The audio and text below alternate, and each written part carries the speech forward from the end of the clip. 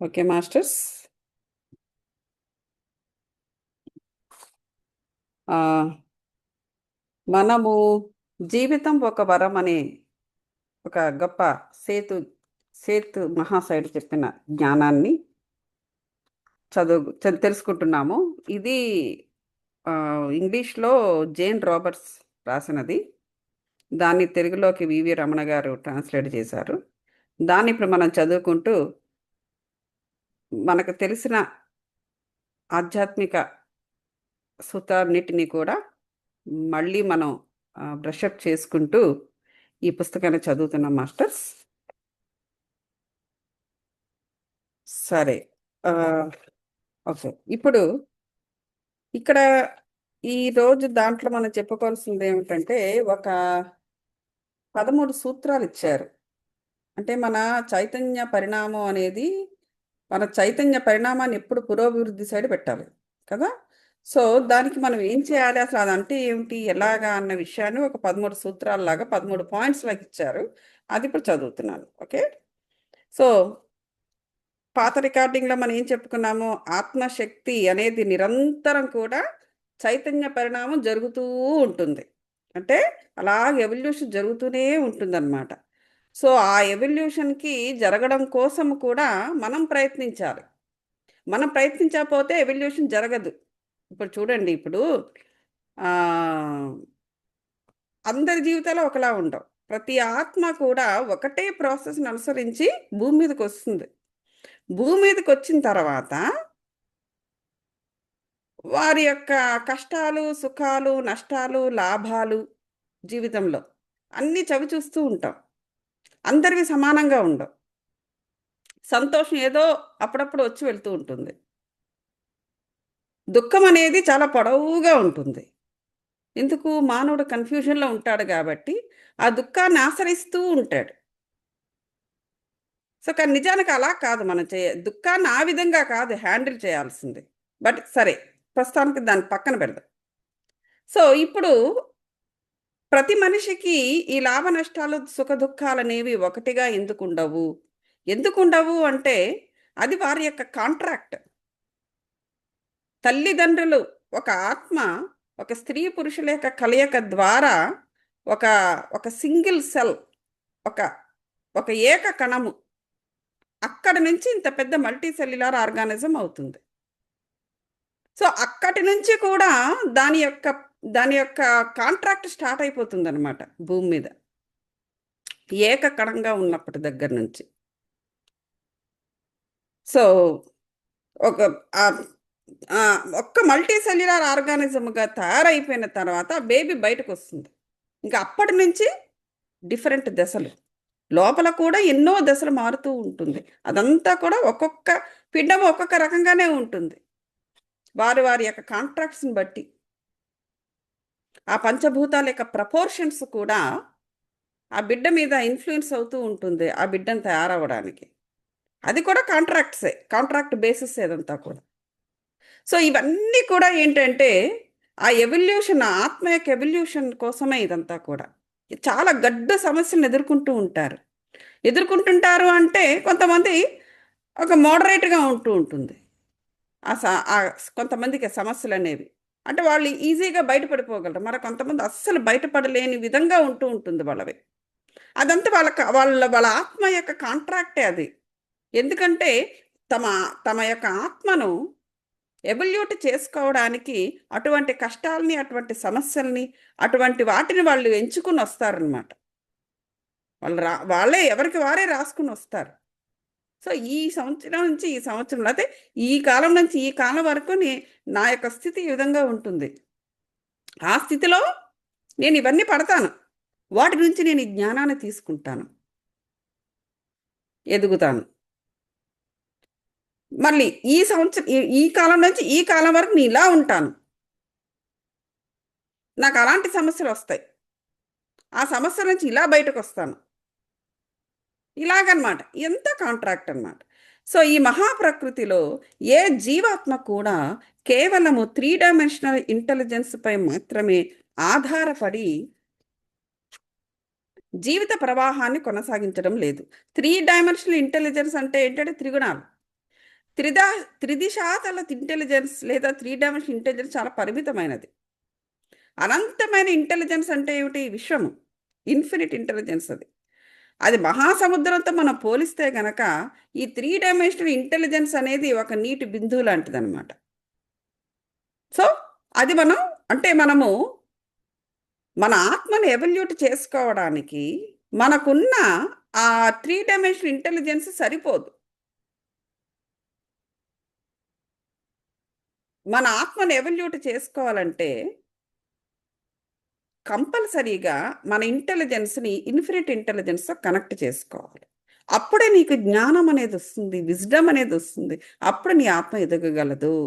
నువ్వు ఆ కనెక్షన్ లేనంత కాలము నువ్వు ఇలాగ తిరుగుతూనే ఉంటావు అన్నమాట. ఇదే సమస్యలు, repetition, repeat repeat repeat repeat patterns. దుర్భర పరిస్థితులు, రెండవ పాయింట్. దుర్భర పరిస్థితులు, కష్టాలు, అనారోగ్యం, దుఃఖం అనేవి చైతన్య స్థితిని అపక్రమ దిశలో వినియోగించడం వల్ల మీ జీవితంలోకి ప్రవేశిస్తున్నాయి. చూసారా? అంతే కదా, మన చైతన్య శక్తిని సరిగ్గా వాడకపోతేనే ఇవన్నీ వస్తాయి, దుర్భర పరిస్థితులు. ఆ దుర్భరాన్ని కూడా, దౌర్భాగ్యాన్ని కూడా సౌభాగ్యం చేసుకుని బయటికి రావాలి మనం. ఆ రాగలిగే కెపాసిటీ ఉంది మానవుడికి, లేదని కాదు. లేదనుకుని దేవుడా నువ్వే ఉన్నావు వాడి మీద పడేడుస్తుంటారు. లేకపోతే ఇంకోటి ఇంకోటి ఇంకోటి అలా అనమాట. సో దుర్భర పరిస్థితుల్ని మనం ఎందుకు ఇన్వైట్ చేస్తున్నాము? మనకున్న చైతన్య స్థితిని అపక్రమ దిశలో వినియోగించడం వల్ల, సక్రమమైన దిశలో వినియోగించకుండా ఉండడం వల్ల దుర్భర పరిస్థితిని ఇన్వైట్ చేయాల్సిన పరిస్థితి ఏర్పడుతుంది. అలాగే కష్టాలు, అనారోగ్యం, దుఃఖము, ఇవన్నీ కూడా అన్నమాట.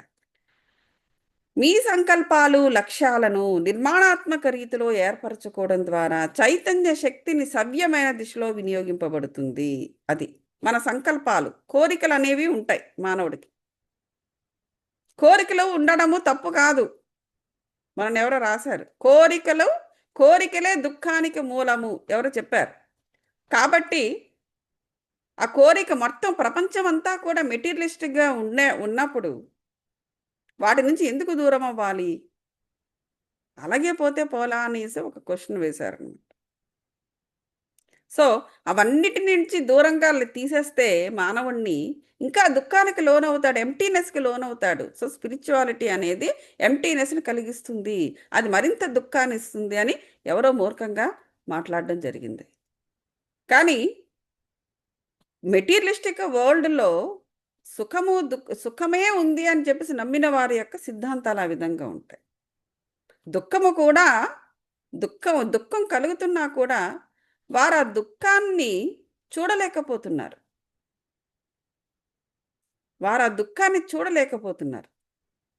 ఆ దుఃఖాన్ని రూపుమాపుకోవడానికి మరొక అపక్రమ దిశలో వారి చైతన్య శక్తిని వినియోగిస్తున్నారు. అదే నిజమైన జీవితము అనుకుంటున్నారు. అది పొరపాటు. సో ఇక్కడ మనం ఏం చేయాలంటే మన సంకల్పాలని, లక్ష్యాలని నిర్మాణాత్మక రీతిలో ఏర్పరచుకోవాలి. ఒక దుఃఖం వచ్చింది దారిలోకి, ఎవరో తీసుకుని వచ్చారు, వెంటనే మనం అర్థం చేసుకోవాలి. అండర్స్టాండింగ్లోనే ఉంటుంది. యాక్సెప్ట్ చేయాలి ఫస్ట్. ఓకే వీడెవడో వచ్చాడు, దుఃఖాన్ని పట్టుకుని వస్తున్నాడు, okay I'm ready now. Ready అయిపోవాలి. వాడు ఏం తీసుకొస్తున్నాడా, అందులోంచి మనం ఏం తీసుకోబోతున్నామా అని. అంతేగాని వాడు దుఃఖాన్ని ఇస్తూ ఉంటే దాన్ని ఇలా స్వీకరించి దుఃఖపడాలని అవసరం లేదు. అదే మరి నిర్మాణాత్మక చర్య అంటే. నిర్మాణాత్మక చర్య ఏంటంటే నువ్వు అలర్ట్గా ఉండాలి. ఒక ఆత్మ ఊరకనే రాదు కదా. బాబా గారు కూడా చెప్తారు, ఆ రుణం లేనిదే చిన్న దోమ కూడా మన ఇంటి వాకిట్లోకి రాదు. సో వాడు ఏదో తీసుకొని వస్తున్నాడు, వాడు మంచో చెడో. సో కాబట్టి అలర్ట్ అయిపోయి యాక్సెప్ట్ చేసి ఆ మూమెంట్లో దాని నుంచి ఏమిటి మనం తీసుకోవాలి, ఇదేదో మన కనువిప్పు కలిగిస్తుందా, లేదా మనకి ఏదైనా సంతోషాన్ని ఇస్తుందా, లేదా ఏదైనా దుఃఖాన్ని ఇస్తుంటే ఆ దుఃఖం నుంచి జ్ఞానాన్ని తీసుకుని మనం ఏమైనా అమలుపరుచుకోవాలా, ఇదైనా పరోక్ష జ్ఞానమా, ప్రత్యక్ష జ్ఞానమా, డైరెక్ట్ ఇంటెలిజెన్సా, ఇండైరెక్ట్ ఇంటెలిజెన్సా, ఇవన్నీ కూడా మనం అప్పటికప్పుడే డిసైడ్ చేసేసుకుని రెడీ అయిపోవాలన్నమాట. అప్పుడు ఆటోమేటిక్గా దాన్ని మనం నిర్మాణాత్మకంగా, కన్స్ట్రక్టివ్గా మనము దానిని ఏర్పరచుకోగలము. అంటే అప్పుడు మన చైతన్య శక్తిని, మన శక్తిని నిర్మాణాత్మకంగా, ఆ దుఃఖాన్ని కూడా నిర్మాణాత్మకంగా మనము మలుచేసుకోగలం అనమాట. అది.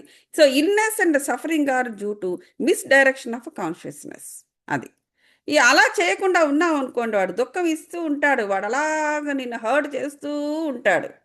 నువ్వు హర్ట్ అవుతూ ఉంటావు మానసికంగా. తర్వాత శారీరకంగా అనారోగ్యం. ఇలా అనమాట. మూడో పాయింట్. పరిమిత ఇంటెలిజెన్స్ పరిధిలో, అంటే in the range of limited intelligence, అహంకార పరిధిలో మంచి చెడు కర్మలనేవి నిర్ణయింపబడతాయి.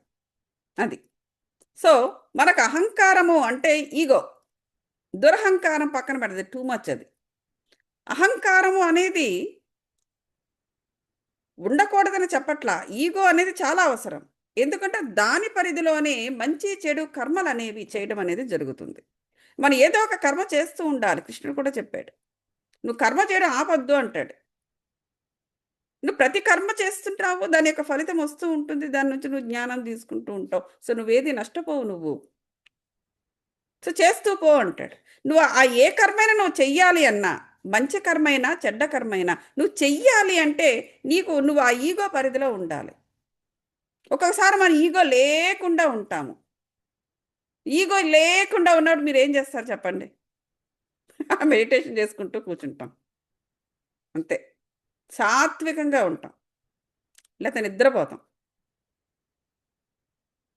సో, ఈగో పరిధిలోనే మనము మంచి చెడు కర్మలనేవి చేస్తుంటాం. అంటే ఆ ఆ పరిధిలోనే మన కన్‌స్ట్రక్టివ్‌గా మన చైతన్య శక్తిని వాడుకోగలము. ఓకే. సో, ఈ మహాప్రకృతిలో, సృష్టిలో మంచి చెడు అనేవి యాక్చువల్‌గా ఉండవు. సమస్తము సృష్టే అయినప్పుడు తప్పులు, ఒప్పులు అనేవి కూడా ఉండవు. అన్నీ కూడా చైతన్య పరిణామ విస్తరణ కోసమే సృష్టింపబడ్డాయి. కానీ ఏదైనా కూడా నువ్వు దాని నుంచి పూర్తిగా అందులోనే ఉండిపోయావంటే అది అపక్రమ దిశలోనే అయిపోతుంది. దేన్నైనా కూడా నువ్వు ఏ మార్గంలో వెళ్ళామా, జ్ఞానం తీసుకున్నామా, వచ్చేసామా అన్నట్టు ఉండాలి. ఏది శాశ్వతం కాదు. మన శరీరము శాశ్వతము కాదు. నువ్వు ఆ శరీరముతో చేసే ఏ కర్మైనా కూడా శాశ్వతం ఎలా అవుతుంది? దాని యొక్క ఫలితం మీద మనం ఎప్పుడు దృష్టి పెడుతూ ఉండాలి. అరే! నేను ఈ కర్మ చేశాను అంటే నాకెటువంటి ఫలితం రావచ్చు? నిజంగా నీ కర్మకు ఫలితం ఫలానాది వస్తే గనక అదేమైనా నాకు ఉపయోగపడుతుందా? లేకపోతే ఓన్లీ అనుభవం మాత్రమే తీసుకుంటానా? అది కూడా ఆలోచించాలి. కేవలం అనుభవం మాత్రమే తీసుకోవాలనుకునే కర్మలు ఒకటి. వెళ్ళానా, అనుభవం తీసుకున్నానా, వెళ్ళిపోయానా. ఫలితాన్ని ఆశించి లేదా ఫలితాన్ని ఆశించకపోయినా ఫలితం కోసము మనం పడే కష్టం వేరు. అది ఆలోచించుకోవాలి. ఫైనల్‌గా వచ్చేది నాకేమిటి? చివరకు మిగిలేదేమిటి? అది సరి అయినదా? సరైనది కానిదా? టైం అంతా వేస్ట్ అవుతుందా నాకు? నేను టైం వేస్ట్ చేశానా? ఇవన్నీ మనం ఆలోచించుకోవాలన్నమాట. సో, ఇవన్నీ ఇవి అన్ సో, ఆ విధంగా మనం చూసుకుంటే ఏది తప్పు, ఒప్పు అనేదేముండదు. అన్నీ కూడా ఆ చైతన్య పరిణామ విస్తరణ. అంటే ఏంటి? నువ్వు ఏది చేసినా నీ చైతన్య శక్తితోని నువ్వు చేస్తున్నావు. మంచి కర్మ అవ్వు, చెడ్డ కర్మ అవ్వు, నీ చైతన్య శక్తిని వినియోగించి చెయ్యవలసినదే. అంటే నీ చైతన్య శక్తిని పెంచడానికే అన్నీ సృష్టింపబడ్డాయి. నువ్వు చెడ్డ కర్మలో నువ్వు ఇండల్జ్ అయ్యావనుకో, అనుభవం వస్తుంది నీకు. ఇది చెడు అని నీకు తెలిసింది. మంచిదే కదా! మళ్ళీ చేయకుండా ఉంటావు. మంచి కర్మలో ఇండల్జ్ అయ్యావనుకో, ఇది బావుంది. ఆహా! ఇదేదో బావుంది. మనకి మంచి పాజిటివ్ ఎనర్జీ వస్తుందని మళ్ళీ మళ్ళీ చేస్తావు. పాజిటివ్ ఎనర్జీ తీసుకుంటూ ఉంటావు. సో, ఏదైనా కూడా 2 కూడా నీ చైతన్య శక్తి విస్తరణకే సృష్టింపబడ్డాయి. నాలుగో పాయింట్. మీ యొక్క జడ్జిమెంట్ ప్లస్ అహంకారం. అంటే జడ్జిమెంట్లు ప్లస్ మన ఈగో. పరిధిలో మాత్రమే మన మంచి కర్మలు, చెడు కర్మలను బేరీజు వేసుకుంటాం. ఓకే. ఈగో పరిధిలో మనం ఏం చేస్తాం? మంచి, చెడు కర్మలు చేస్తాము. అంటే ఏంటి? మన యొక్క చైతన్య శక్తిని ఎలా వినియోగింపబడుతుందో మనకు తెలుస్తుంది. అంటే మనం ఏ పనైనా కాన్షియస్‌గా చేయాలి నంబర్ 1. అన్‌కాన్షియస్‌గా చేయకూడదు. నువ్వు అన్‌కాన్షియస్‌గా చేసావంటే ప్రాపంచికంగా మనం చేసే పనులన్నీ మెజారిటీ అంటే ఆధ్యాత్మిక మార్గంలోకి రావడానికి ముందు అన్నీ అన్కాన్షియస్గా జరిగినవే. మనం ఏది ప్లాన్ చేయము, జరుగుతూ ఉంటాయి. ఆ జరుగుతున్న దాన్ని కూడా అండర్స్టాండ్ చేసుకోము, కన్ఫ్యూజ్ అవుతూ ఉంటాం. ఏమేనంటే ఇది విధిరాత, దేవుడు అలా రాసి పెట్టాడు అని వాళ్ళ మీద తోసేసి మనం అలాగే ముందుకెళ్ళిపోతాం. అది అన్కాన్షియస్ యాక్ట్. అంటే స్పృహ లేని కార్యాలు. స్పృహ అనేది లేదు. ఇప్పుడు మన ఆధ్యాత్మిక మార్గంలోకి వచ్చినప్పుడు స్పృహలో ఉన్నాము ఇప్పుడు. స్పృహలో ఉన్నాము కాబట్టి మన ఈగో రేంజ్ని ఏ విధంగా వాడుకోవాలి అని ఇప్పుడు మనకు తెలుసు. కేవలం అనుభవం తీసుకుని వెళ్ళిపోవడమా, ఇది మనకు తెలుసు. జ్ఞానం కోసం పరితపిస్తున్నావా ఆ కర్మ ద్వారా, ఇది మనకు తెలుసు. ఆ జ్ఞానాన్ని తీసుకుని జీవితంలో అమలుపరిచి విజ్డమ్ తీసుకుంటున్నావా, ఇది ఇప్పుడు మనకు తెలుసు. ఈ 3 స్టెప్పులు మనకు ప్రాపంచికంగా ఉన్నప్పుడు తెలియదు. ఇప్పుడు ఇందాక చెప్పానే, కొంతమంది ఈ విధంగా మాట్లాడుతున్నారు స్పిరిచువాలిటీ గురించి అని. వాళ్ళకి అస్సలు తెలియదు. వాళ్ళందరూ అటువంటి వాళ్ళే, ఆ విధంగా ఉన్నవాళ్ళు, స్పృహలో లేని వాళ్ళు. నడుస్తూ ఉంటారు కానీ స్పృహ ఉండదు. చూస్తూ ఉంటారు, ఏం చూస్తున్నారో వాళ్ళకే తెలియదు. మాట్లాడుతూ ఉంటారు, ఏం మాట్లాడుతున్నారో వాళ్ళకి ఇలా నోటుకొచ్చినది మాట్లాడుతూ ఉంటారు.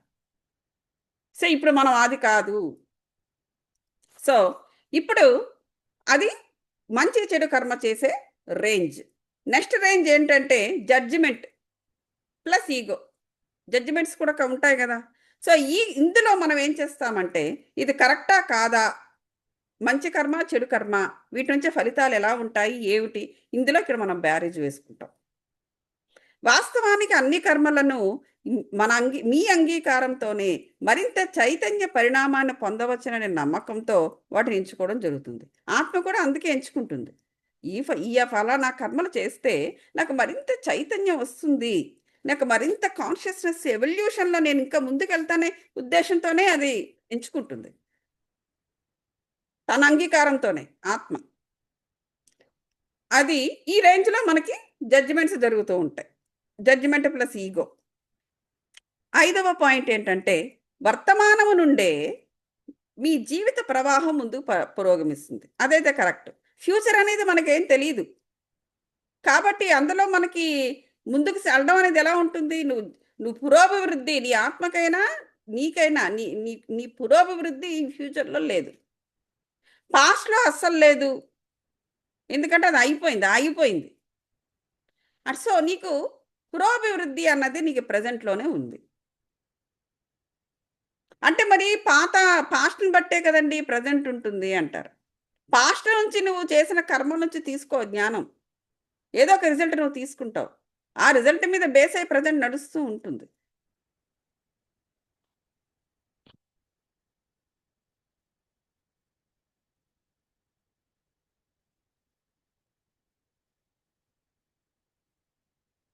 హలో, ఉన్నారండి?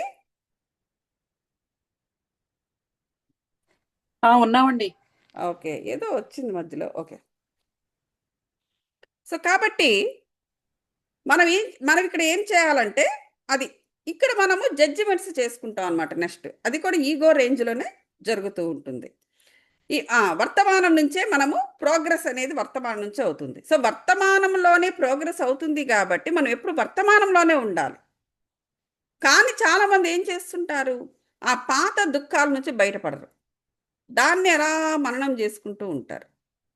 అక్కడి నుంచి అది అది జరిగింది నిజమే, కాదని చెప్పటంలా, సత్యమే అది. కానీ అందులోని జ్ఞానం తీసుకుని ఇప్పుడు ప్రజెంట్లో దాన్ని వాడుకుని ప్రోగ్రెస్ అవుతూ ఉండాలి. కానీ అక్కడే దుఃఖాన్ని దుఃఖిస్తూ ఉంటే ఎట్లా? ఇక ఫ్యూచర్ అంటారా, ఫ్యూచర్లో నీకు ప్రోగ్రెస్ అయ్యలేదు, అదేమిటో నీకు తెలియదు. అది. సో కాబట్టి ఈ వర్తమానం అనే దాన్ని కేంద్ర బిందువు అంటే సెంటర్ పాయింట్గా తీసుకోవాలి. వృత్తం యొక్క కేంద్ర బిందువు, మన వృత్తాకారం ఎలా గీస్తామో కేంద్ర బిందువు ఒకటి ఉంటుంది, దాని చుట్టూ వృత్తం గీస్తాం. అదే విధంగా మనము ఈ ఎవల్యూషన్ అనే దాంట్లో కూడా పాల్గొనాలి. ప్రకృతిలో ఏ జీవాత్మ కూడా అది. సో ఈ వృత్తాన్ని మనం ఎంత మేరకైనా మన ఇష్టము. నీకు నీ ప్రోగ్రెస్ అనేది నీకు ఎంత మేరకు కావాలన్నది కూడా మళ్ళీ మన మీద ఆధారపడుతుంది. నువ్వు చిన్న వృత్తం గీసుకున్నావు అనుకో, నీ ప్రోగ్రెస్ చిన్నగా ఉంటుంది. పెద్ద వృత్తం గీసావనుకో, నీ ప్రోగ్రెస్ పెద్దగా ఉంటుంది.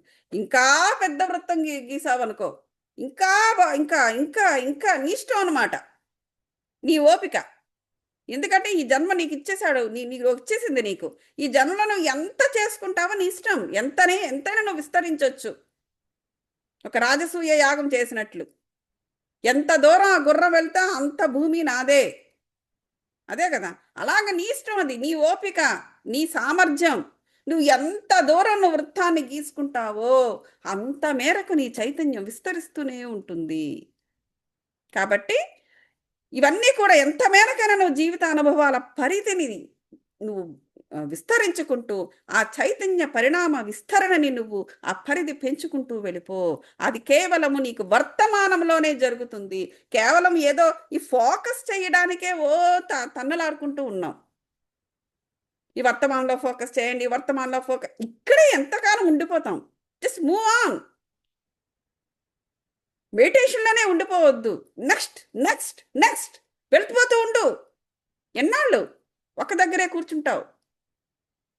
ఎన్నాళ్ళు ఫోకస్ చేయడంలోనే ఎలాగా ఇబ్బందులు పడుతూ ఉంటావు? Just move on, next next next. ఎందుకంటే మళ్ళీ మనం ఎన్నేళ్ళకి వస్తామో, మళ్ళీ ఎన్నేళ్ళకి ఈ జన్మ వస్తుందో, వచ్చినప్పుడే వాడుకోవాలి. నెక్స్ట్ 6వ పాయింట్, వృత్త పరిధి లేదా గోళము ఉపరితల పరిధి వంటి కేంద్ర బిందువు ఆధారంగా ఎంత మేరకైనా ఏ విధంగానే విస్తరింపజేయవచ్చో అదే మాదిరిగా జీవితాన్ని బహుముఖ కోణాలు, అదే ఇప్పుడు నేను చెప్పింది, అపారమైన శక్తి సామర్థ్యాలు ఇవన్నీ ప్రతి మనిషిలోని ఇమిడి ఉన్నాయి కాబట్టి వాటిని అప్పుడే బయటకు వస్తాయి. అపారమైన శక్తి సామర్థ్యాలు మానవ శక్తిలో ఉంది, మానవుడిలో ఉంది. నువ్వు విస్తరిస్తూ ఉంటేనే నీ శక్తి బయటకు వస్తూ ఉంటుంది. లేదు అంటే నువ్వు భయపడుతూ అమ్మో నేను ఎంటీ అయిపోతానేమో, అదంతా కూడా అపోహలు. జనాల మాటలు అస్సలు నమ్మొద్దు. It's all wrong. అలాంటి వాటి పెట్టుకుంటే నీ విస్తరణ చిన్న చిన్నగానే ఉంటుంది. అలా కాకుండా నీ అపారమైన శక్తి సామర్థ్యాలు బయటికి రావాలి అంటే నువ్వు అపరిమితంగా విస్తరిస్తూ ఉండాలి. అది ఇక్కడ మనం అర్థం చేసుకోవాల్సింది. 6 పాయింట్లు అయింది. 7వ పాయింట్, ఈ విశ్వ సృష్టిని అంటే సమస్త జీవాత్మలు నడిపించేది వాటి అంతర ప్రపంచంలోని మూల చైతన్యం. అంతర ప్రపంచం మూల చైతన్యం ఏమిటండి? ఇవి ఇంత వింటున్నారు మీరు, టకేమని చెప్పేయాలి అన్మ్యూట్ చేసుకుని. అంతర ప్రపంచంలోని మూల పదార్థం ఎవరు? దేవుడు, పరమాత్మ. ఎగ్జాక్ట్లీ, బ్రహ్మ పదార్థము ఆయనే, గాడ్ స్టఫ్ మనలో ఉంది. అది ద ఓన్లీ ప్రాబ్లం ఏంటంటే మనం విస్తరిస్తూ వెళ్తూనే ఆయన్ని పట్టుకోగలం. అది భూమి, అది 7వ పాయింట్. ఈ విశ్వ సృష్టి అంటే సమస్త జీవాత్మలకి అదే సేమ్ థింగ్.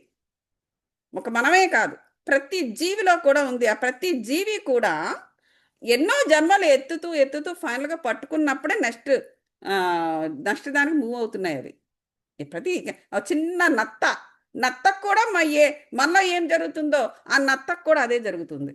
నత్త ఏమాత్రం అంటే మనం ఇలా కాలేసి తొక్కేసామంటే దట్స్ ఇట్. అలాంటి చిన్ని నత్తలో కూడా ఇంత మహా ఎవల్యూషన్ జరుగుతుంది, మనలో జరిగింది. అది నెక్స్ట్ 8వ పాయింట్, భూమి మీద జీవిత ప్రవాహము కొనసాగే ప్రక్రియలో భౌతిక ప్రపంచానికి మరి అంతర ప్రపంచానికి అనుసంధానకర్తలుగా మానవ ఇంటెలిజెన్స్ మరి అహంకారము వ్యవహరించడం జరుగుతుంది. చూసారా, అహంకారాన్ని, ఈగో లేకుండా ఉండు. నీకు ఎందుకు నోటుకు వచ్చినట్టు జనాలు మాట్లాడుతూ ఉండడము, నువ్వు రియాక్ట్ అవ్వకూడదు, నువ్వు ఈగో ఉండకూడదు అని చెప్తుంటారు. అయ్యా వాళ్ళు ఎవరైనా గురువుసా అండి? వాళ్ళకి ఏం తెలుసు అని చెప్తూ ఉంటారు, మనం వింటూ ఉండాలి. అసలు ఈగో అనేది చాలా ఇంపార్టెంట్ ఇక్కడ కర్మ చేయడానికి. సో కాబట్టి అంటే దాన్ని కూడా సరైన పద్ధతిలో చేసుకోవాలి, లేకపోతే నార్సిసిస్ట్స్ అయిపోతారు. అది ఈ భౌతిక ప్రపంచానికి, ఈ అంతర ప్రపంచానికి ఈ అనుసంధానకర్తలు ఎవరు? ఏది అంటే ఈగోనే. ఈ మానవ ఇంటెలిజెన్స్, అహంకారము అంటే హ్యూమన్ ఇంటెలిజెన్స్ అండ్ ఈగో, ఈ రెండు కూడా అనుసంధానకర్త భౌతిక ప్రపంచానికి, మనలోని అంతర ప్రపంచానికి. సో అటువంటి కనెక్షన్ని కట్ చేసుకోమని వాళ్ళు ఎవరంటే చెప్పడానికి? ఎందుకంటే వాళ్ళని ప్రశ్నించకుండా ఉండాలి కాబట్టి, వాళ్ళు చేసే తప్పులు నువ్వు తప్పు చేస్తున్నావు అని ఎదుటివాడు చెప్పకుండా ఉండాలి కాబట్టి, వాళ్ళు వినడానికి ఇష్టపడరు కాబట్టి అట్లాగా మనుషుల్ని సప్రెస్ చేయడానికి చూస్తారు. అక్కడ మనిషిని అప్రెస్ చేస్తున్నాము అనుకుంటున్నారే తప్ప, అదేదో మొమెంటరీగా మేము గెలిచామనుకుని సంతోషపడుతున్నారే తప్ప, అది నువ్వు ఒక ఆత్మ యొక్క పురోగతిని ఆపుతున్నావు అనేటువంటి విషయం వాళ్ళకి తెలియదు. తెలియక వాళ్ళు చేస్తున్నది పాపము. ఒక ఆత్మ యొక్క చైతన్యాన్ని ముక్కలు చేయడము, ఒక ఆత్మ యొక్క పురోగతిని ఆపడం అనేది పాపకర్మల్లోకి వస్తుంది. పాపానికి శిక్ష ఏమిటండి? మరణము. జీసస్ చెప్పాడు. ఏం చేస్తేనండి అది ఆపినట్టు అవుతుందండి? పాపం ఆత్మ యొక్క చేసినట్టు. పురోగతి అండి, ఆత్మ యొక్క పురోగతి. ఆత్మ యొక్క పురోగతిని మనం ఏం చేస్తే అది ఆపినట్టు అవుతుంది? సారీ అండి, నేను అదే మెడిటేషన్ లో మెడిటేషన్ లో ఉన్నారా? సరే. సో ఇప్పుడు ఏంటంటే చాలా మంది ఏం చేస్తూ ఉంటారు, మనుషుల్ని సప్రెస్ చేస్తుంటారు. వాళ్ళ భావాలని, వాళ్ళ యొక్క వాళ్ళ భావనా క్షేత్రాన్ని, చేతనా క్షేత్రాన్ని, వాక్ క్షేత్రాన్ని అన్నిటినీ కూడా వాళ్ళు నిరోధించడానికి ట్రై చేస్తూ ఉంటారు. మనిషిని ఏమాత్రం కూడా ముందుకు వెళ్ళలేకుండా చేస్తూ ఉంటారు. ఆత్మను పురోగతి జరగకుండా చేస్తూ ఉంటారు. ఆత్మ యొక్క పురోగతి అంటే ప్రాపంచికంగా ఇప్పుడు ఒక మనిషి యొక్క పురోగతి, అభివృద్ధి అనేది అది ఆత్మపరమైనది కూడా. ప్రాపంచికంగా మానవుడు ముందుకెళ్తున్నాడు. ఇందులోనైనా ఒక ఇంటెలిజెన్స్లో కానీ, లేకపోతే ఒక కెరియర్లో కానీ, లేకపోతే ఒక సామాజికంగా కానీ, సాంఘికంగా కానీ, ఆర్థికంగా కానీ, ఆధ్యాత్మికంగా కానీ, ఏ విధంగా అయినా సరే వాడు పురోగతి అవుతున్నాడు ఒక మానవుడు అంటే, అది నీ భౌతిక స్వరూపమైన ఈ ఈ ఈ ఈ శారీరక దశలో తెలుస్తూ ఉంటుంది. ఇప్పుడు నేను ఆధ్యాత్మికంగా పురోగతి అవుతున్నాను అని మీకు ఎలా తెలుస్తుంది? నా అంతరంలో ఉంటే తెలియదు. అది ఎలా తెలుస్తుంది ప్రపంచానికి? నేను శారీరకంగా నేను చేసే స్పిరిచువల్ సేవలను బట్టి తెలుస్తుంది. సో అంతర్ప్రపంచానికి, భౌతిక ప్రపంచానికి మధ్యన కనెక్షన్ ఉంటుంది. భౌతిక ప్రపంచం వేరు, ఆధ్యాత్మిక ప్రపంచం వేరు కాదు. అంతా స్పిరిచువలే. నేను ఏమి చేసినా స్పిరిచువలే, అలాగే మీరు ఏమి చేసినా అది స్పిరిచువలే. ఇప్పుడు ఆధ్యాత్మికంగా నేను ముందుకెళ్తున్నాను అనే విషయము నాకైనా, మీకైనా, నాకైనా నాకు భౌతిక స్వరూపంలోనే తెలుస్తుంది. సో అలాగే ఆర్థికంగా ముందుకెళ్తున్నాము. ఆర్థిక అబండెన్స్, విశ్వము మీకు అబండెన్స్ అనే దాన్ని అన్లాక్ చేసింది, ఇస్తుంది. నువ్వు దాన్ని ఇస్తున్న దానిని నువ్వు పుచ్చుకుంటున్నావు. నువ్వు ఏం పుచ్చుకుంటున్నావు అనేది నీకు తెలియాలి అంటే ఈ శారీరకంగా నువ్వు చేసే పనులను బట్టి నీకు తెలుస్తుంది. విశ్వం నీకు అబండెన్స్ అనే దాన్ని నీకు ప్రసాదించేసింది. అప్పుడు నీకు వెంటనే ఏం జరుగుతుంది? నీకు కాలం కలిసి వస్తుంది, లేకపోతే నీకు డబ్బులు కలిసి వస్తాయి. ఇదన్నీ కూడా నీకు భౌతికంగానే జరుగుతూ ఉంటాయి, భౌతిక స్వరూపంలోనే జరుగుతూ ఉంటాయి. మనీ అనేది వస్తూ ఉంటుంది, ఇల్లు కట్టుకుంటావు, లేకపోతే ప్రోగ్రెస్ అవుతూ ఉంటావు. ఇదంతా కూడా నీకు ఆత్మైకంగా జరిగిన అబండెన్స్, నీకు ఇవ్వబడిన అబండెన్స్. నువ్వు భౌతికంగా నువ్వు అది చూస్తున్నావు. ఈ భౌతికపరమైన పురోగతిని ఎదుటి వాళ్ళు భరించలేరు. భరించకుండా దాన్ని సప్రెస్ చేయడానికి చూస్తారు. ఎందుకు? ఇది ఆత్మ యొక్క పురోగతి, భౌతికంగా చూస్తున్నామన్న విషయం వాళ్ళకి తెలియదు. వాళ్ళు ఏం చేస్తారు? భరించలేక అసూయతోనో, ద్వేషంతోనో, లేకపోతే భార్య ముందుకెళ్తుంది, భార్య ఎదుగుతుందంటే భర్త చూడలేడు, భర్త ఎదుగుతుంది అంటే భార్య చూడలేదు.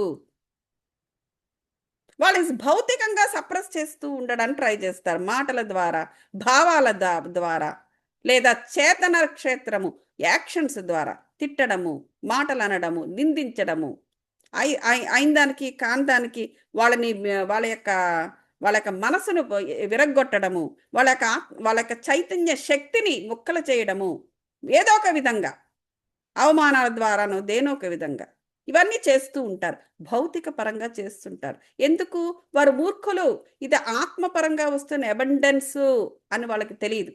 ఇది ఇట్నుంచి ఆ అబండెన్స్ అనేది ఆత్మపరంగా వస్తుంటే అట్నుంచి దానికి ఆపోజిట్ డైరెక్షన్లో ఈ ఈ వీళ్ళ యొక్క ఇది వస్తూ ఉంటుంది భౌతికంగా. అప్పుడు వీడు ముందుకెళ్ళడం అనేది ఈ ఆత్మ పురోగతి బ్లాక్స్లా తయారవడమో, ఆత్మ పురోగతికి ఇది బ్లాక్స్లా తయారవడమో, ఆత్మ పురోగతి జరగకపోవడమో, ఆ చైతన్య శక్తి ఎనర్జీని కోల్పోవడమో ఏదో ఒకటి జరుగుతూ ఉంటుందన్నమాట. సో ఎప్పుడైతే ఈ ఆత్మ, ఇదంతా ఒక సోల్ ప్లాన్ కదా, ఆత్మ యొక్క పురోగతి, ఆ సోల్ ప్లాన్ ఎప్పుడైతే ఇంటరప్షన్ జరిగిందో, అంతరాయం కలిగిందో, ఆ చేస్తున్న వ్యక్తులకు అది పాపం అవుతుంది, పాప కర్మది. వాళ్ళ పాపానికి గురవుతారు, వాళ్ళ పాపం చేస్తున్నారు ఈ ఆత్మయందు అని అర్థం చేసుకోవాలి. అర్థమైందండి? హలో, అర్థమైందండి పద్మజ గారు? ఓకే. సో నెక్స్ట్ 9వది భౌతిక పదార్థము. 9వ పాయింట్, భౌతిక పదార్థము మరియు శక్తి మధ్య గల సంబంధాన్ని సంపూర్ణంగా అధ్యయనం చేయడం ద్వారా చైతన్య పరిణామం చెందడం కోసం ఇక్కడ జీవాత్మల జన్మలు తీసుకోవడం జరుగుతూ ఉంటుంది. చూసారా, ఎందుకు మనం జన్మ తీసుకోవాలి? ఈ కష్టాలు అనుభవించడానికా? అలా మాట్లాడుకుంటూ ఉంటారు. ఇది ఏంటంటే ఈ ఫిజికల్ మ్యాటర్ ఉంది కదా, ఈ భౌతిక పదార్థం అనేది, దీనికి ఒక ఎనర్జీ ఉంటుంది. ఈ ఎనర్జీని మనము వాడుతున్నాం, ఈ ప్రాపంచికంగానైనా లేకపోతే ఆధ్యాత్మికంగానైనా వాడుతున్నాము. సో ఈ ఎనర్జీని సంపూర్ణంగా అధ్యయనం చేయాలి కూడా మనం, ఈ ఫిజికల్ మ్యాటర్ని. ఈ ఫిజికల్ మ్యాటర్ అంటే భౌతిక ప్రపంచంలో ఉన్న ఈ శక్తిని అంతా కూడా మనం అధ్యయనం చేయాలి. అలా అధ్యయనం చెయ్యాలి అంటే మనకి శరీరం కావాలి. ఎందుకంటే ఈ శరీరమే ఆ ఎనర్జీని అట్రాక్ట్ చేయగలదు. అదేంటండి, ఆత్మకి చాలా శక్తి ఉంది కదా, ఏం పైనుంచి ఆత్మ ఇక్కడ కింద ఏం జరుగుతుందో చూడలేదా, చూసి అవన్నీ దాన్ని గ్రహించవచ్చు కదా? అలా కుదరదు, అలా కుదరదు. ఆత్మగా ఉండేటప్పుడు, నిర్గుణ స్వరూపంలో నువ్వు ఉండేటప్పుడు అప్పుడు ఉండే శక్తి వేరు. ఏమిటా నువ్వు అప్పుడు ఉండే శక్తి ఏంటి? నిర్గుణ శక్తి ఉంటుంది నీకు. అంటే నీకు త్రిగుణాలు ఉండవు. నువ్వు ఆత్మ ఫామ్లో ఉండేటప్పుడు నువ్వు గ్రహించేవి వేరే ఉంటాయి. కానీ భూమి ఏదైనా ఫిజికల్ మ్యాటర్, ప్రాపంచికంగా ఉన్న ఈ ఎనర్జీని మనం గ్రహించాలి అంటే, ఒక ఆత్మ గ్రహించాలంటే దానికి త్రిగుణాలు కావాలి. సత్వ, రజో, తమో గుణాలు. అది ఎప్పుడు ఉంటాయి? నువ్వు శరీరం తీసుకున్నప్పుడే ఉంటుంది. ఆ గుణాల ద్వారానే నువ్వు ఈ ప్రాపంచికంగా ఎటువంటి ఎనర్జీ, ఎటువంటి శక్తి ఉందో ఆ శక్తిని నువ్వు గ్రహించగలవు, దాన్ని నువ్వు అధ్యయనం చేయగలవు. ఆత్మగా ఉండేటప్పుడు చెయ్యలేవు. అది నువ్వు భూమి మీద చేసే సాధనలు, నువ్వు జన్మ తీసుకున్న తర్వాత ఈ భూమి మీద చేసిన సాధనల యొక్క సారాన్ని నువ్వు సూక్ష్మ శరీరం చుట్టూ నింపుకొని నువ్వు వెళ్ళిపోవచ్చు. అది ఓన్లీ కేవలం అనుభవమే. కానీ నువ్వు లిటరల్గా నువ్వు అధ్యయనము, అనుభవము నీకు కలగాలి అంటే నువ్వు జన్మ తీసుకోవాలి, శరీరము కావాలి. అప్పుడు నీకు ఈ త్రిగుణాలు అనేవి నిన్ను ఆవరిస్తాయి. ఆ త్రిగుణాల ద్వారానే నువ్వు ఈ ఫిజికల్ మ్యాటర్ని నువ్వు గ్రహించగలవు. సో కాబట్టి ఈ శరీరం అనేది ఊరకనే రాలేదండి, చాలా ఇంపార్టెంట్ ఈ శరీరము. లిటరల్గా మనం ఇక్కడ ఆచార్యులమే, మనము అధ్యయనం చేస్తున్నాము. ప్రతి ఒక్కటి సుఖం, దుఃఖం, లాభం, నష్టం, ఇవన్నీ నువ్వు ఎలా పడతావు? నువ్వు ఆ త్రిగుణాలు ఉంటేనే. నిర్గుణాకారంలో ఉంటే అవన్నీ కుదరవు అక్కడ. సో అది ఇక్కడ చెబుతున్నారు. నెక్స్ట్ 10వ పాయింట్. సో అందువల్ల ఈ భూమి మీద జీవితం ఒక గొప్ప వరం. చూసారా, అందువల్ల ఈ జీవితం అనేది గొప్ప వరం. దీని ఊరికే తిట్టుకోవడము, దీనినేమో అనవసరంగా నశింపజేసుకోవడము, అయిన దానికి కాని దానికి వాడెవడో తిట్టాడు, వీడెవడో తిట్టాడు, అవన్నీ స్వీకరించాడు. ఎవడు ఏమి తిట్టినా కూడా, ఎవరు ఏమి నిందే స్వీకరించొద్దు. That is not our cup of tea. మనం దేనికొచ్చాం అది ఇంపార్టెంట్. మన జీవితము ఒక గొప్ప వరమని ఇక్కడ మనం వచ్చాము. సో ఆ వరంలాగా మనం చూసుకోవాలి కానీ శాపాలుగా మార్చుకోకూడదు. నెక్స్ట్ 10వ పాయింట్, ఇతర జీవాత్మల చైతన్య పరిణామము మానవ జాతి యొక్క చైతన్య పరిణామాన్ని మరింత ముందుకు నడిపించేందుకు దోహదపడుతుంది. అంతే కదా. ఇది మనం ఇంత మునుపు కూడా చెప్పుకున్నాం. ఇదేదో కేవలం మనం ఒక్కడమే కాదు, మనము అనేది ఇట్స్ కనెక్టెడ్ టు ఆల్ జీవాత్మలు. సో మనం ఏ దశలో వెళ్తే మనం మరికొన్ని ఎన్నో ఆత్మలు అంటే ఓన్లీ మనదే కాదు, పక్షులు ఉండొచ్చు, జంతువులు ఉండొచ్చు, వాటన్నిటినీ కూడా మనం అదే దిశలో తీసుకెళ్తాం. ఎందుకంటే we are all connected to that అని మనం చెప్పుకున్నాం. సో కాబట్టి మానవ జాతి యొక్క చైతన్య పరిణామం ఎప్పుడూ కూడా ముందుకు నడిపించడానికే ఉంది, మనం ఎక్కడ ఆగడానికి లేదు. సో ఇది ఏంటంటే మనం ఎందుకు ముందుకు నడవాలి, మన మీద ఆధారపడి మిగతా ఎన్నో జీవాత్మలు, ఈ విశ్వంలోని ఎన్నో జీవాత్మలు ఉన్నాయి. మన్నో కొన్ని జీవాత్మలు అయితే పూర్తిగా వాటికి తయారు కూడా కాని జీవాలు కూడా ఉంటాయి, పూర్తిగా ఇంకా తయారవ్వవు. ఇంకా అవన్నీ జీవాలు అనేవి ఆ జీవాత్మ సముదాయ స్థితిలో ఉంటాయి. వాటికి కూడా ఎవల్యూషన్ కావాలి. అలా ఎవల్యూట్ అయితేనే మనలాగా కొన్నేళ్లకి ఎప్పుడో వస్తాయి అన్నమాట. సో అవి కూడా మన మీదే ఆధారపడి ఉంటాయి, మన కళ్ళకు కనబడవు అవి. సో అది ఇక్కడ చెబుతున్నారు. సో అటువంటి జీవాత్మల చైతన్య పరిణామాన్ని ఆటంకపరచడానికి, జీవాత్మల పట్ల హింసకు పాల్పడడానికి ఏ మనిషికి హక్కు లేదు. క్లియర్గా రాశారు. ఏ మనిషికి హక్కు లేదు, వాడు మొగుడైనా పెళ్ళామైనా ఎవ్వరికీ హక్కు లేదు. సో అదేంటంటే వారు ఎవరైనా సరే కానీ అపక్రమ స్థితిలో, అపక్రమ డైరెక్షన్లో వాళ్ళు ఉంటే అలా కాదు, ఇలా చెప్పడము సరిచేయడము ఓకే, అది తప్పులేదు. కానీ ఎదుగుతున్న వారిని ఆటంకపరచడము, వారి యొక్క పురోగవృద్ధిని చూడలేక వారికి కృత్రిమ మార్గాల ద్వారా వారిని పడగొట్టడము, ఇట్లాంటి పనులు చెయ్యకూడదు. వారు పాపాత్ములు అవుతారు అటువంటి వారు. ఇక్కడ ఏంటంటే హింసకు పాల్పడడానికి ఏ మనిషికి హక్కులు, ఇదంతా కూడా హింస కింద వస్తుంది. నెక్స్ట్ 11వ పాయింట్ అండి. You cannot improve the quality of your own lives by destroying the quality of any other kinds of life.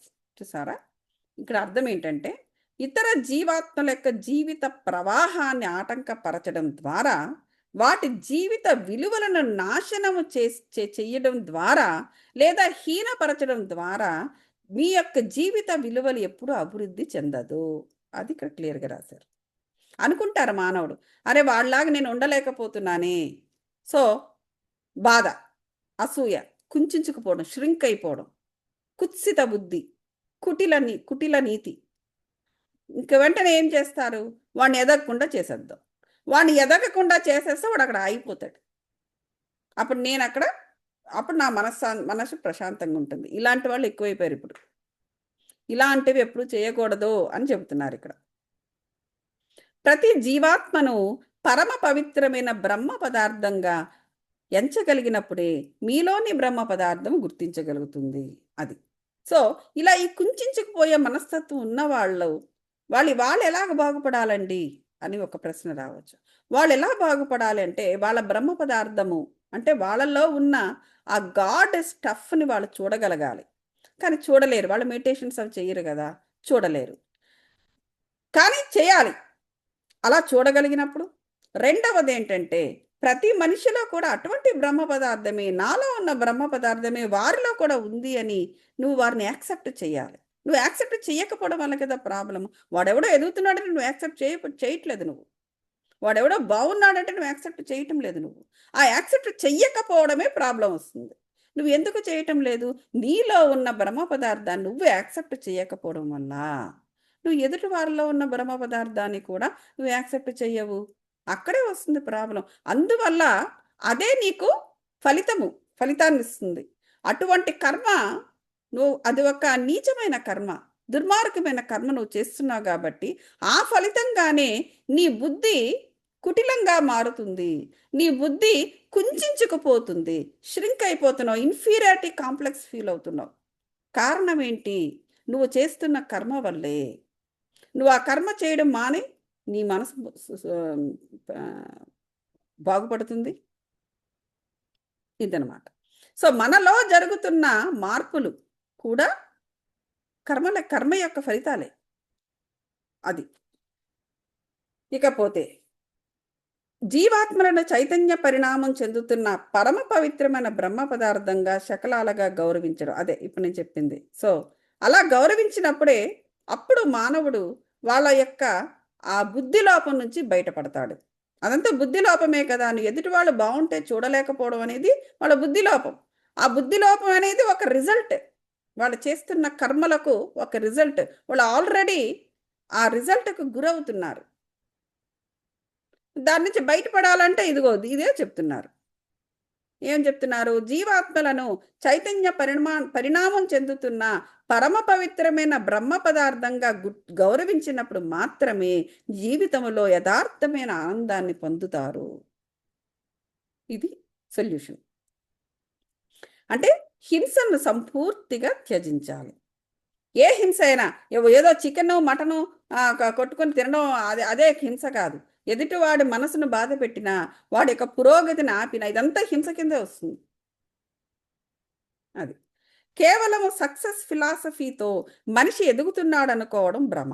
అది ఎవరైనా ఎదుగుతున్నారు అంటే అది కేవలం సక్సెస్ అండి.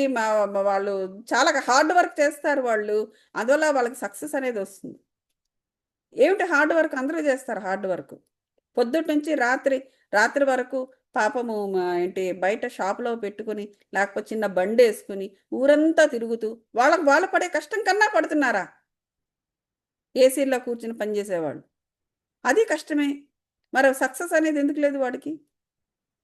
సో ఆ సక్సెస్ అనే ఫిలాసఫీతోనే ఎదుగుతున్నాము అనుకోకూడదు. ఇది ఆత్మ యొక్క ఎదుగుదలని సూచిస్తుంది.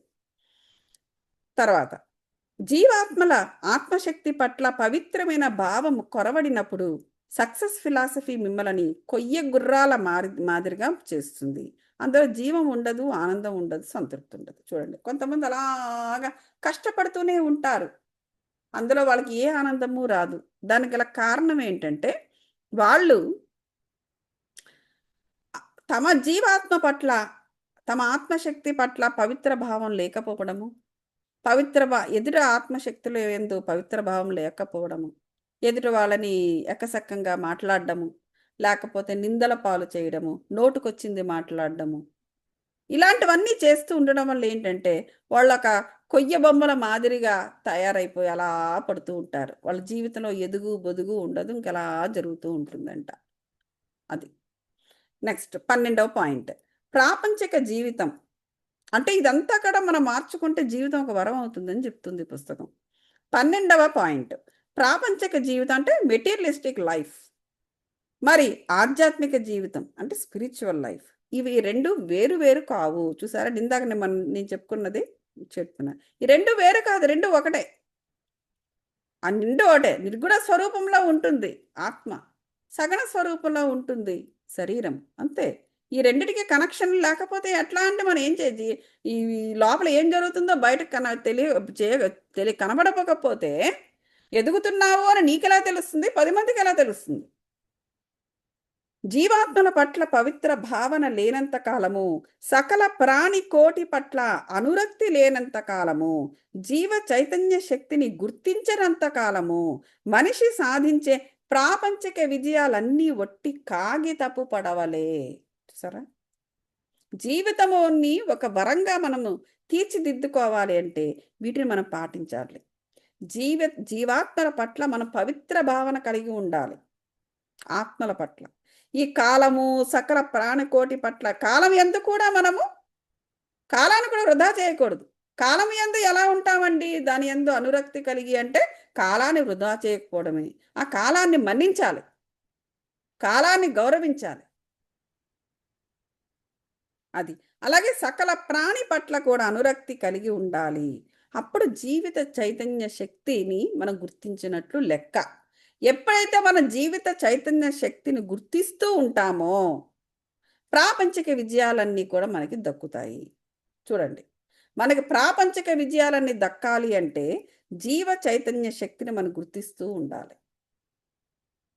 అది మానవ జాతి తక్షణమే హింసను విడనాడాలి. మానవ జాతి తక్షణమే హింసను విడనాడాలి.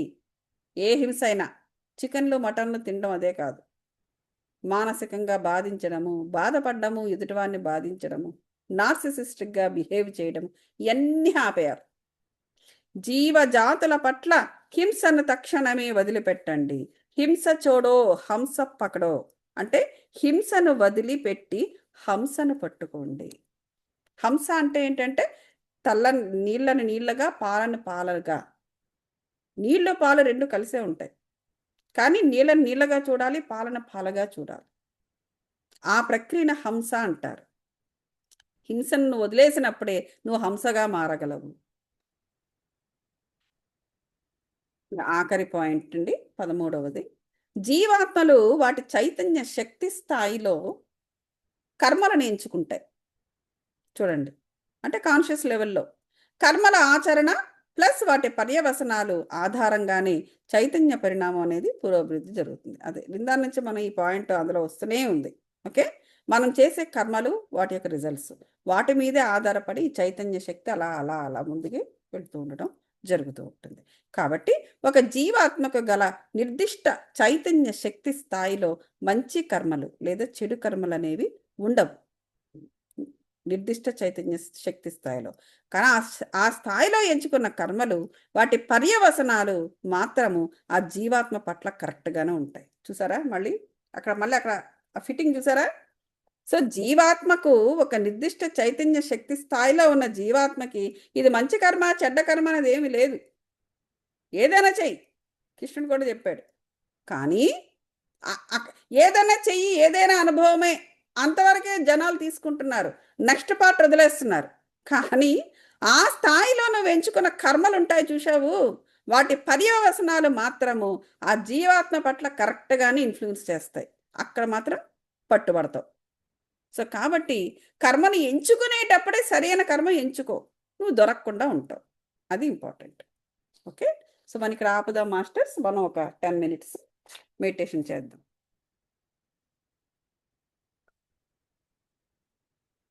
వెన్నెముక నిటారుగా పెట్టండి మాస్టర్స్.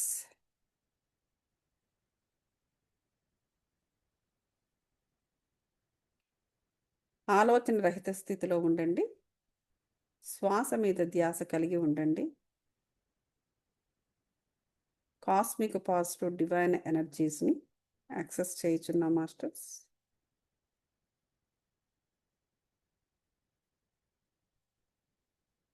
గోల్డెన్ రేస్ హీలింగ్ ఎనర్జీస్ని యాక్సెస్ చేయుచున్నాము. లైఫ్ ఎనర్జీస్ని యాక్సెస్ చేయుచున్నాం మాస్టర్స్. ఈ ఎనర్జీస్ బ్రైటెస్ట్ ఎనర్జీస్గా ఒక జల ప్రవాహము, జలపాతములా పైన ప్రవహించుచున్నట్లుగా ఊహించుకోండి మాస్టర్స్. ఆరా పూర్తిగా ఎనర్జీస్తో నిండి ఉన్నవి. క్రమేపీ 7 శరీరాల్లో ఎనర్జీస్ ప్రవహిస్తూ, విరివిగా విస్తారంగా ప్రవహిస్తూ, కణాల్లోనూ కణముల మధ్య భాగము, కణములు లోపల న్యూక్లియస్ లోపల ఉన్న DNA కోడ్నంతా కూడా పూర్తిగా ప్రవహిస్తూ, ఎక్కడెక్కడ నెగిటివ్ ఎనర్జీస్ ఉన్నా వాటన్నిటినీ బయటికి పారద్రోలినవి మాస్టర్స్. అలా బయటికి వెడలిపోయిన నెగిటివ్ ఎనర్జీస్పై దాడి చేసి వాటి యొక్క నెగిటివ్ ఆస్పెక్ట్స్ను పూర్తిగా డిస్ట్రాయ్ చేసినవి. ఆ విధంగా పునీతమైన ఆ ఎనర్జీస్ ప్రకృతిలో కలిసిపోయినవి మాస్టర్స్. ఆరాలోనూ 7 శరీరాల్లోనూ పూర్తిగా ఈ బ్రైట్ ఎనర్జీస్ నిండి ఉన్నవి. పూర్తిగా ఒక బ్రైట్ ఎనర్జీ గ్లోబ్లో కూర్చుని మెడిటేషన్ చేస్తున్నట్టుగా ఊహించుకోండి మాస్టర్స్. ఆల్రెడీ మనకి పౌర్ణమి గడియలు స్టార్ట్ అయినవి మాస్టర్స్. పౌర్ణమి ఎనర్జీస్ని కూడా యాక్సెస్ చేయుచున్నాం మాస్టర్స్. ఈ ఎనర్జీస్ ద్వారా ఇంకా బ్రైటెస్ట్ ఎనర్జీస్, పరమాత్మ యొక్క ఎనర్జీస్ను కనెక్ట్ అయి ఉన్నాము మాస్టర్స్.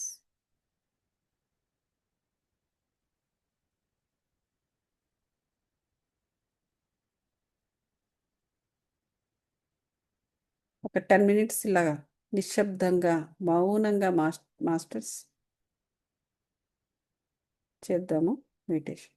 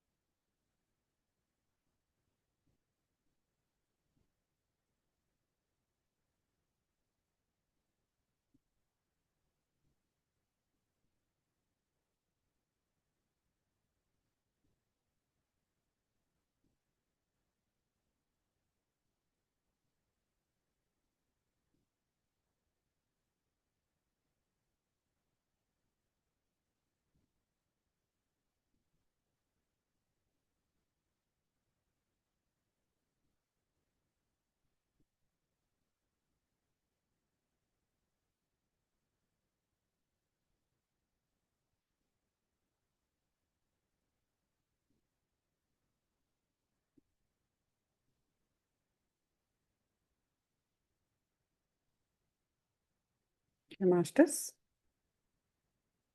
30 seconds.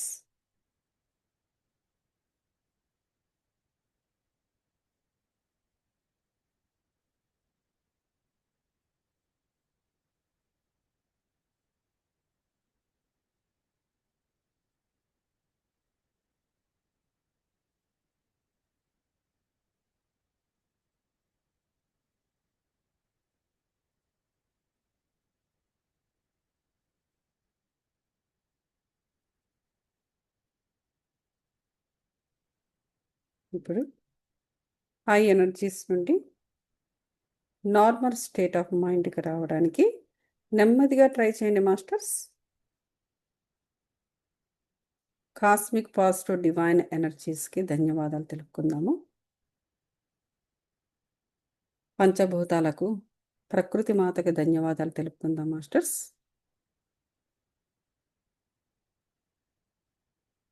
జన్మనిచ్చిన తల్లిదండ్రులకు, సొసైటీకి ధన్యవాదాలు తెలుపుకుందాము. మీ 7 శరీరాలకు ధన్యవాదాలు తెలుపుకోండి మాస్టర్స్.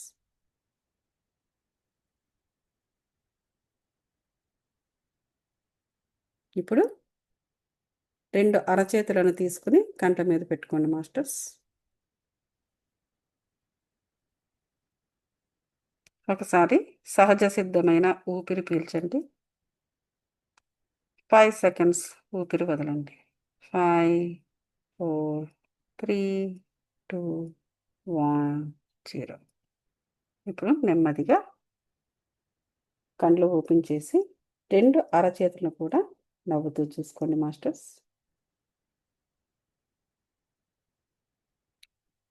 ఓకే అండి, థ్యాంక్ యూ సో మచ్. మన కరెక్ట్ టైంకి అయింది. ఇంకొక 2 minutes ఉంది. ఏదైనా ప్రశ్నలు ఉంటే నన్ను అడగవచ్చు. 2 minutes for questions and answers. Padmaj గారు థ్యాంక్ యూ గౌతమి గారు. మీరు మెడిటేషన్లో వెళ్ళిపోయారా? అంటే కళ్ళు మూసుకుని వింటున్నాను, అట్లా కొంచెం మళ్ళీ స్ఫురంగా పాలన వచ్చాను అనమాట. సో ఏదైనా సారీ, క్వశ్చన్ థ్యాంక్ ఉందా యూ అండి? అండి. క్వశ్చన్ ఏముందా? లేదండి, నేను వింటానండి మళ్ళీ. ఇంకా అది ఎన్నిసార్లు వింటాను. అది మీరు ఆడియో పెడతారు కదా, రికార్డింగ్. పెడతాను. Okay masters, thank you so much. మళ్ళీ మనం నెక్స్ట్ సోమవారము ఇదే టైంకి కలుస్తున్నాం. Okay, thank you.